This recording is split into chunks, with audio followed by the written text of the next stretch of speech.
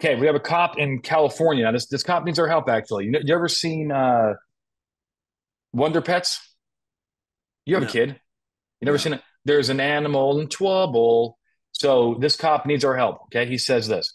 Can listen carefully because there's a lot packed in here, but I need you to answer this. Okay, yeah, can officers continue? This will be our last question, by the way, unless we have somebody who wants to get on the mic. Can officers continue to detain drivers in order to do a vehicle inventory when the only crime was a traffic infraction with a citation now issued? Is this part of the business of the stop? Can officers prevent a driver who wishes to leave to take their personal property before the inventory? So we got two issues here. One, can they be detained during the inventory? And two, can we restrict them from taking their stuff out of the car and walking away? yeah. He says a number of officers I supervise have been conducting traffic stops for minor infractions such as expired registration.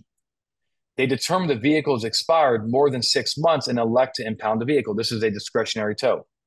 They complete their citation and give it to the driver. What happens next was that the officers then use control holds to take every driver out of the vehicle and search them prior to conducting their vehicle inventories. In some cases, the officers have been detaining the driver in the back of their patrol car so they can conduct their inventory, sometimes upward to 30 to 40 additional minutes. In other cases, the driver wants them to leave but wishes to get their property out. Let's imagine like a backpack, okay, or a purse, John. Yeah. The driver is denied the request until the officer can search a vehicle for weapons for officer safety. In all these cases, officers had no particular suspicion that the driver was armed or dangerous. The driver was compliant and was not suspected of any crimes. My concern is that the officers are prolonging their detention beyond the business of the stop, and in some cases, making the detentions more intrusive because the driver could have a weapon or do something while while the officer conducts the inventory. Um, he wants to make sure that his cops are getting it right. So let's answer the first question. Emmanuel, you're on deck next. So the first question is: can we detain these drivers while the inventory is being conducted? No, Okay, why not? because the traffic stop is over, right? And so you say, what is the tolerable duration of a traffic stop? Tolerable duration of a traffic stop is number one, be reasonable, right? So how do we define reasonableness? Well, how long does it take to accomplish the mission of the traffic stop? And so if you are telling me that they have their paperwork, they've got their citation, that I'm done with them, then like we say, you've got the ice cube, right? How big your Mm-hmm. ice cube is depends on what you stop that vehicle for. You stop that vehicle for DUI, you got a pretty darn big ice cube. You Yeah. stop that vehicle for failure to maintain, I mean, I don't know, fail to signal, right? You got a pretty small ice cube. So tolerable duration of a traffic stop under Rodriguez versus US is how long does it take to accomplish the mission of the traffic stop? In this hypothetical, the question is, we've given them their stuff back. They are free to go. That ice cube has melted, and now I'm just doing an administrative, safekeeping, community caretaking inventory of this vehicle. So, I agree. I agree. I mean, I, why? Look, I don't see. I've never seen a case on this actually. Not in the criminal realm because I don't think you get out of it in the criminal realm. At the end of the day, you have inevitable discovery, right? Even if you have a de facto arrest, you have inevitable discovery. So I don't think you get out of the criminal mess. But you could sue this officer for a de facto arrest. At the same time, still a constitutional issue about why, especially John, like being cuffed and maybe not cuffed, but stuffed in the back of a police car, and also this whole like, do you have a problem with like just getting these people out and start patting them down? I mean, because their registration is expired by 6 months. Do you have a problem with that, John? yes, that's absolutely a violation of the Fourth Amendment. I mean, why are we putting hands on people? I mean, I think sometimes just since we're talking about this, I think sometimes officers forget that when they do things, it's routine for them, right? Putting hands on people is what it is, right? But have you ever been patted down? No, I mean, Um, TSA. right. I have. I remember when I was 21 or 22, I had my car broken. And I'm bringing this. There's a reason for this story, but I had my car broken into. Okay, and I've been a concealed carry holder my whole life. Right when I turned 21, I was so happy to go get my concealed weapon permit. So I live in Las Vegas, and the area where this happened was not a crappy area, but it wasn't also great being Vegas and so forth. So two cops showed up. I can tell that one of them was a new guy, right? My intent was to be a cop one day, right? So I can tell that one of them was on training.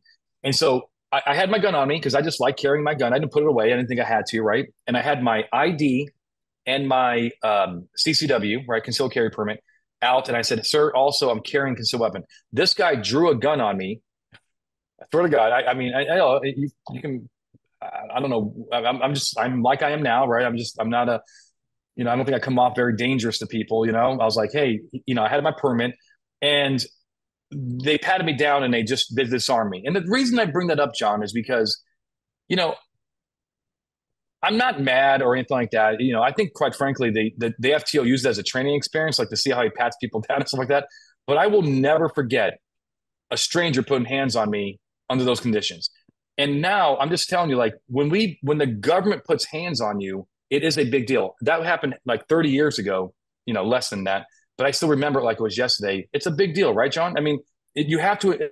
It's not a big deal to the cops. It's a big deal to people, and we should, as a government, make sure we're just not doing it as a matter of routine because you should be able to justify why you're doing it. Yeah. No, Okay. 100%. And I think, like whenever I did training and I, Yeah. was acting as the bad guy, Yeah. when you have handcuffs put on you, Yeah. that's a significant thing, It right? Like, is. It is. You'll never forget it. yep. People don't forget their traffic tickets. They remember every traffic they ever got. And the reason I say this, I'm not trying to be dramatic about this. I'm not.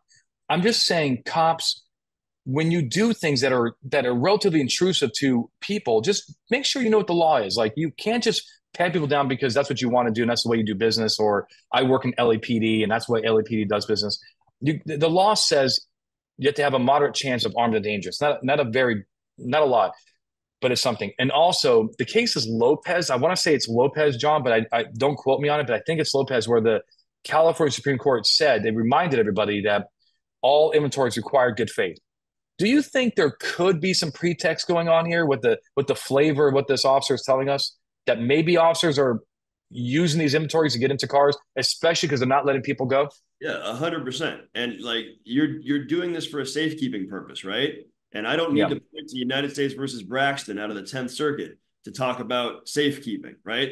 If I am doing this inventory for a safekeeping purpose and the person says, hey, let me take all of my stuff out of there, guess what? The best way for me to ensure that all of their property is safe is to have them pull it out and take it with them. John, you should write a book on that because that's exactly right. In fact, it screams pretext to me. Okay, it screams I'm going to tow your car not because I would have, but I could have, and good faith requires that you would have actually, towed their car. Right? It's the standard is different than criminal investigations because it's good faith, it's community caretaking. This thing screams pretext and not letting people take their stuff out, keeping them on scene for up to 40 minutes. It all sounds like a ruse to me just to see if there's drugs in the car. And if there's not, then the guy goes, did I lose John?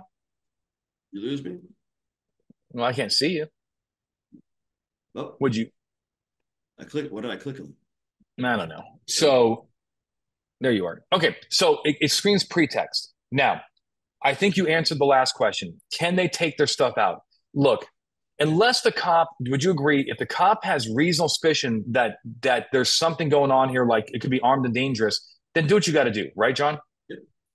But if not, you there's no it's communicating. It's letting him have his backpack, or hey, please let me just grab as much stuff as I can because I'm never going to be able to see his car again. Because a lot of people, and that's another thing too, John. A lot of people who get their car towed will never see that car again. You would agree with that because a lot of people were towing. If it's 6 months expired, they probably don't have that much money, and they're never going to see that car again. Maybe they want their baby seat. Maybe they want their baby bag. Maybe they want their stereo, no, their boom box. The point is, I say my rule is this, John. You can have whatever you can take out of that car before that tow truck arrives is good to go. When that tow truck, and maybe I'm being a little generous here, but basically give you a reasonable amount of time to get some stuff out, and after a reasonable amount of time, then I got to get down to business, start inventorying stuff. You agree, John? I do. I mean, why are we in there? That's ultimately the question.